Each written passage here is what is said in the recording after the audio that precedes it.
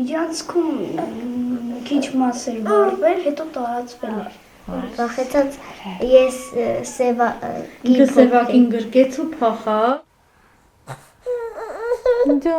Մեկ ամիս առաջ հրդեհի պատճառով տանիքի մի մասը կորցրած Ավդոյան ընտանիքի անչափահաս երեխաները Գոռն ու Սիլվան մինչև օրս սարսափով են հիշում այդ գիշերվա մանրամասները։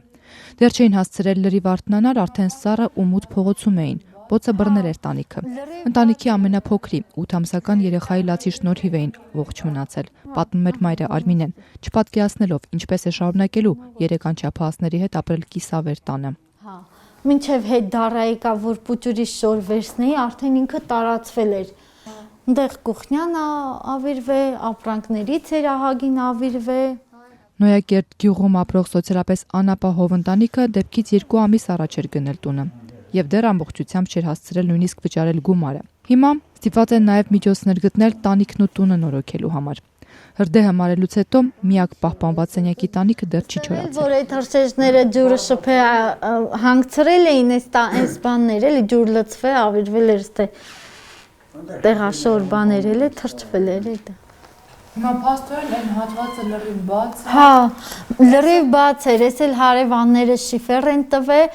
այնտեղ մենք էլ գոմի վրա շիֆեր ունեինք, բերել տենց այնքան որ դրել ենք, որ գոնե անձրև էր գալի այդ ժամանակ, որ տունը անձրև ձուն չլիներ։ Փչում է, ասես մի թեթև ասենք ծածկենք, մինչև տենանք ինչ հալնում էլի։ Հրդեհի պատճառը ըստ հրշեջների հին էլեկտրական լարերն են եղել։ Երեխաների նպաստով տատիկ պապիկի թոշակով ապրող գործազուրկ ծնողները չեն պատկերացնում, ինչպես են ձմեռն անցկացնելու։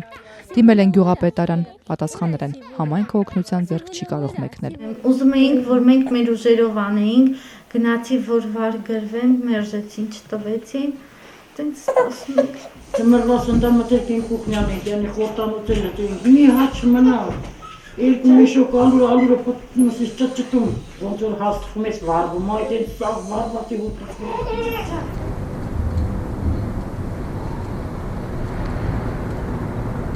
4 տարի առաջ Պոնչիկանոց սրճարանի հարևանությամբ գտնվող առանձնատներում բռնկված հրդեհի հետևանքով էլ մոտ 10 ընտանիք էր անտուն մնացել։ Տուժածներից մեկը Մելանիա Զարդարյանը դեպքից տարիներ անց միայն վերջերս է կարողացել ապրելու պայմաններ ստեղծել այրված տանը։ Թեև ժամանակին Երևանի քաղաքապետարանը խոստացել էր փոխհատուցում տրամադրել, տիկին Մելանիան պնդում է, տրվել է խոստացվածի չնչին մասը միայն։ Դες մինչև հիմա գրիշը չեմ կարող սարքել, երևի ուղղակի քարեր դրել են ժեստի վրա, որ անձրև չլցվի։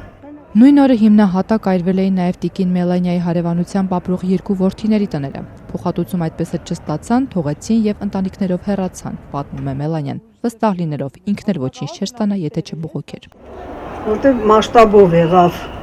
ժխորը շատ մեծ մասշտաբով եղավ, էլ երևի չկարողացան, ու տենց էլ տեղում թողեցին։ Էլի շնորհակալ եմ, որ տեղում մնացին։ Կարող է եւ հանեն փողոց գցեին։ Այս պետության հետ կարա կռիվ։ Մի կերպ մեր ուժերով, ես ինքս էլ թոշակառու, շաքարով հիվան, եւ ահագին բաներից ինձ փրկեցին, էլի կարող է եւ հիմա չլինեի ես, որտեղ ահավոր ստրեսների մեջ եմ, 3 տարեկան թոռս վարվում էր։ Տիկին Մելանիան վստահ է, որ իշխանությունները չնչին օգնությամբ փորձեցին պարզապես փակել իրենց բերանը։ Մայրաքաղաքի կենտրոնում բռնկված հրդեհի իրական պատճառները այդպես էլ չբացահայտվեցին, թեև աղմուկը մեծ էր։ Աշխատանքի եւ սոցիալական հարցերի նախարարությունից մեզ հայտնեցին, որ առավելագույնս կարող են ժամանակավոր կացարանի հարց լուծել։ Կառավարությունը չունի ծրագրեր, որով կարող է աջակցել ֆորս մաժորի հետևանքով անելանելի վիճակում հայտնված մարդկանց։ 52 տարվա տունս վառվեց, նոր հիմքից ես նոր տուն եմ դրել, նոր։ Մի խումբ փորձագետներ եւս պնդում են, որ օրենսդրական բացի պատճառով որևէ պետական կառույց պարտավոր չէ օգնության ձեռք մեկնել նրանց։ Համայնքային իշխանությունները կարող են միայն բարի կամքի դեպքում։ Մինչդեռ մասնագետները փաստում են, բյուջեում նաեւ պահուստային ֆոնդ կա, որի միջոցով հնարավոր է լուծել խնդիրը։ Ուսումնասիրեցինք, թե վերջին շրջանում ինչ հատկացումներ են արվել այդ ֆոնդից։ Պարզվեց,